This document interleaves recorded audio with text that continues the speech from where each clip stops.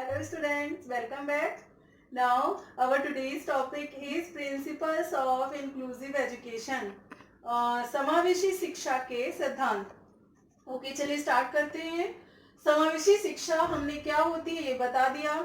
समावेशी शिक्षा की नीड्स क्या होती है ये भी मैंने बता दिया.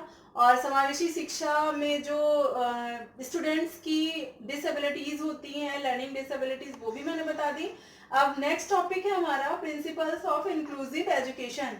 चलिए अब इसमें प्रिंसिपल्स में बात करते हैं कि जो इसके सिद्धांत बनाए गए थे, क्योंकि हर चीज को करने से पहले रूल्स बनाए जाते हैं, कुछ सिद्धांतों पर हमारी जो चीज होती है वो बेस्ड होती है. उसी तरीके से समावेशी शिक्षा को के लिए भी कुछ रूल और नियम और सिद्धांत बनाए गए. अब वो सिद्धांत क्या है वन बाय वन हम देखेंगे. इसमें सिद्धांतों में सबसे पहले बात कही गई इंक्रीज्ड पार्टिसिपेशन ऑफ लर्निंग. सबसे पहले हमें क्या करना है, ऐसे बच्चों में पार्टिसिपेशन करके उनकी लर्निंग को इम्प्रूव करना है, इंक्रीज करना है, बढ़ाना है. कैसे बढ़ाएंगे, जब हमारे बच्चे एक साथ बैठे होंगे, हमारे स्पेशल बच्चे और नॉर्मल बच्चे जो हमारे हैं वो सब एक साथ बैठेंगे और एक भाईचारे की भावना से बैठेंगे और एक दूसरे के लिए बैठे होंगे. पॉजिटिव एटीट्यूड डेवलप किया जाएगा. एक टीचर जो है वो उनमें सेग्रीगेशन नहीं करेगा, उनमें डिफरेंशिएट भी नहीं करेगा, तो उनकी जो लर्निंग है वो ऑटोमेटिक इंक्रीज ही होगी. और जब सारे लोग एक दूसरे का सपोर्ट करेंगे तो ऑलरेडी लर्निंग जो होती है वो इम्प्रूव होती है. तो फर्स्ट ये हमारे प्रिंसिपल है आपके इंक्लूसिव एजुकेशन का. सेकेंड है रिड्यूसिंग एक्सक्लूजन.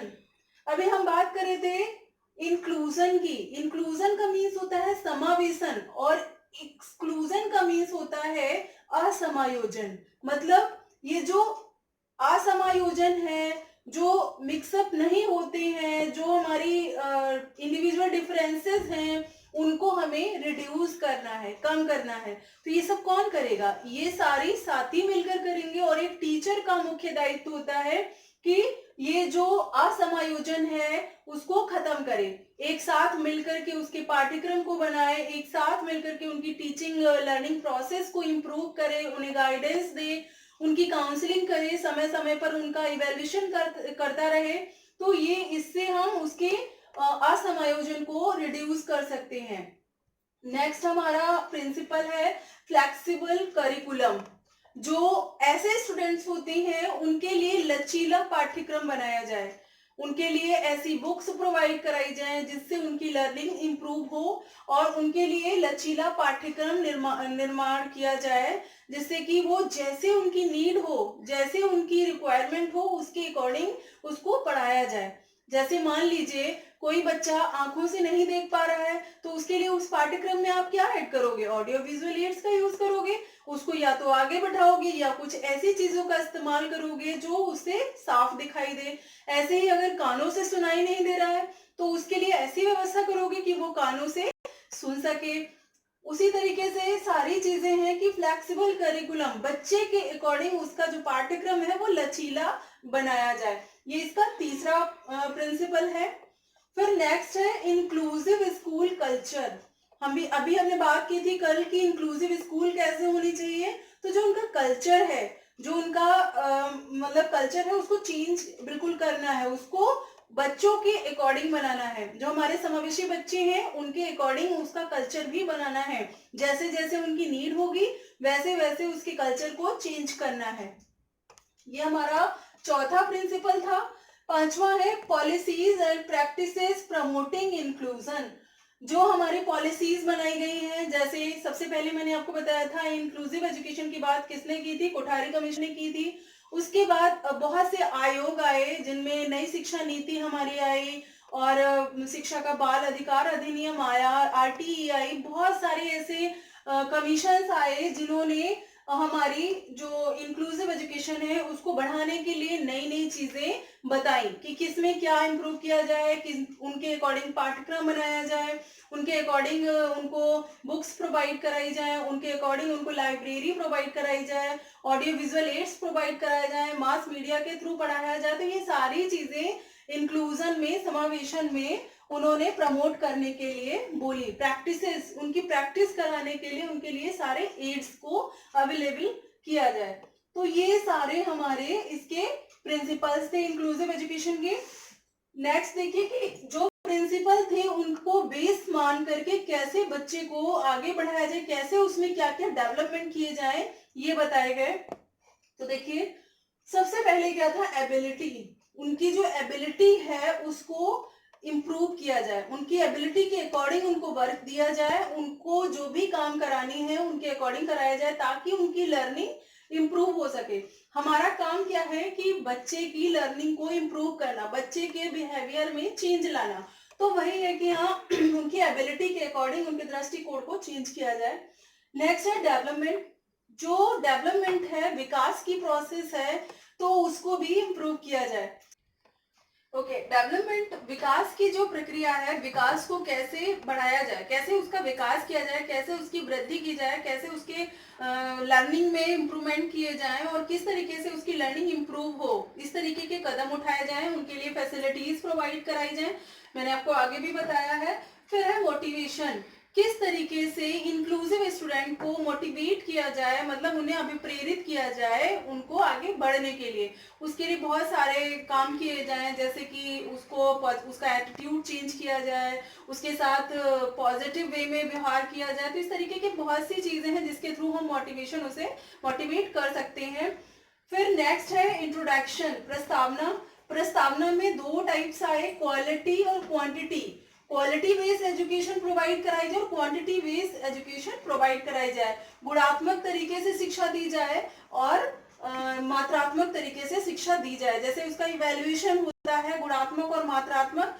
जो क्वालिटी क्वांटिटी होती है वो हमेशा मेजर कर ली जाती है, जैसे किसी चीज में मीटर है, लीटर है, और या फिर जैसे अंक हैं, तो ये तो हो गया क्वांटिटी बेस्ड। और क्वालिटी बेस्ड जैसे उसकी पर्सनालिटी है, उसका एटीट्यूड है, उसकी इंटेलिजेंस है, ये सारी चीजें क्वालिटी बेस्ड उसका एवेल्युएशन भी किया जाए। फिर है इन्वायरमेंट, उसको कैसा प्रोवाइड कराया जाए, ये सारे रूल्स में ही है, प्रिंसिपल्स में ही है। तो इन्वायरमेंट, उसको घर में उसको कैसा इन्वायरमेंट दिया जाए, एक जैसा दिया जाए, जैसे एक नॉर्मल स्टूडेंट के लिए दिया जाता है उसके लिए सारी सुविधाएं प्रोवाइड कराई जाती है। सेम थिंग एक इंक्लूसिव बच्चे के लिए भी, जो डिसेबल बच्चा है उसको भी ये सारी सुविधाएं प्रोवाइड कराई जाए। फिर है क्लासरूम्स। क्लासरूम्स आपको बताया है मैंने कि क्लासरूम्स में सारी नीड के अकॉर्डिंग, जैसे बच्चे की नीड हो उसके according audio visual aids, material, सारी चीजें जो है लर्निंग प्रोसेस को इम्प्रूव करने वाली चीजें अवेलेबल कराई जाए। फिर है पीयर ग्रुप। पीयर ग्रुप जो आप साथ ही बैठ करके एक साथ पढ़ते हो, जैसे मान लीजिए आपकी क्लास में 5-6 बच्चे बैठे हुए हैं और आज वो बच्चा जो थोड़ा सा प्रॉब्लम करता है वो नहीं आया, तब कल आप पीयर ग्रुप मिल करके उसको किस तरीके से उसकी हेल्प करते हैं, तो इसी को हम कहते हैं पीयर ग्रुप। आपस में मिलजुल करके ग्रुप बना करके पढ़ना, तो ये पीयर ग्रुप होता है। फिर just mass media. Mass media आपकी जैसे कि आपके ऑडियो विजुअल एड्स हो गए, और mass media social media, multi sensory instructions वगैरह एक्सेट्रा चीजें किस तरीके। मास मीडिया जैसे मल्टी माध्यम जो होते हैं आपके बहुइंद्रिय माध्यम, बहुत से माध्यमों का प्रयोग करके हम बच्चे की लर्निंग को इम्प्रूव कर सकते हैं। फिर लर्निंग को कैसे, लर्निंग में कौन कौन से एम होते हैं, मतलब आपको पहले मैंने बताया था ब्लूम टैक्सोनॉमी में कि उसके जो डोमेन होते हैं उनको किस तरीके से इम्प्रूव किया जाए। तो इन सारी चीजों से हम कौन से डोमेन उनके अंदर इम्प्रूव करने की कोशिश कर रहे हैं, कॉग्निटिव, ज्ञानात्मक, अफेक्टिव, भावात्मक और बिहेवियरल, व्यवहारात्मक। आज हम बच्चे के व्यवहार को परिवर्तित करते हैं, जैसे सी स्किनर ने एक डेफिनेशन दी है, व्यवहार के कारण व्यवहार में परिवर्तन करना ही सीखना है, लर्निंग है। तो लर्निंग को इम्प्रूव करने के लिए हम सारी प्रोसेस कर रहे हैं, हम सारे रूल और प्रिंसिपल्स हम क्यों बना रहे हैं, उनकी लर्निंग को इम्प्रूव करने के लिए, उनके बिहेवियर को चेंज करने के लिए। तो जैसे एक सामान्य बच्चे को सामान्य स्कूल में शिक्षा प्रोवाइड कराई जाती है, वैसे ही एक डिसेबल बच्चे को जो इंक्लूसिव की श्रेणी में आता है उसे भी शिक्षा प्रदान की जाती है। एक किसी ने खूब कहा है, inclusive education not open new aids of learning but also improve special learning. जो इंक्लूसिव एजुकेशन है वो नए एड, नए माध्यम नहीं खोलती है, बल्कि स्पेशल लर्निंग प्रोवाइड कराती है। अच्छा सीखना, अच्छी तरीके से सीखना, और हर बच्चा एक साथ मिलकर के पॉजिटिव एटीट्यूड में सेंसिटिव समाहित होकर के एक साथ रह करके शिक्षा प्रदान करे और शिक्षा उसको दी जाए। उसमें शिक्षक का बहुत मुख्य रोल होता है, और सबको इसी तरीके से एक साथ मिलजुल करके नो डिफरेंशिएट, कोई डिफरेंशिएट नहीं करना है। Thank you student.